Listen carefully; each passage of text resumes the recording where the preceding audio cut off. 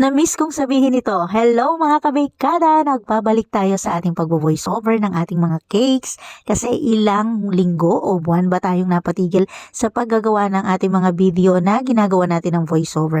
Kasi medyo hindi ko na talaga siya kayang isangat sa ating busy schedule. Wow, busy. Sa totoo niyan ay nakakatuwa talaga na kala ko ngayong 2023 ay hindi tayo talaga magkakaroon ng maraming customer. Pero bago matapos ang taong 2023, pinakilala at binigay ni Lord talaga yung mga taong mga bago nating naging customer at isa sa mga nagtitiwala talaga sa atin at always laging naandyan ng mga suki na tumatangkilik sa ating cake. Kaya thank you po Lord sa mga blessing na pinagkakalob niyo po sa amin. At eto nga cake na to, napaka-sweet talaga ng message. Sing itim mo ang cake na to. Sila pa kaya ng jowa nila? Pero syempre sila pa. So eto nga yung ating mga nagawang cakes. Iilan lang po yan sa mga napatenga sa aking phone. Marami pa po na hindi ko na talaga nagawa ng video. Pero itatry natin na magawan po yan hindi na isa-isa. Pagsasama-samahin na natin. Kaya sa mga gusto pong magpa-customize ng cake, always bukas po ang Ma'am Chef's Touch at agad po namin kayong sasagutin. Huwag po kayong mahihiyang mag-inquire. So pag hindi lang po kagad nakasagot, medyo busy lang po.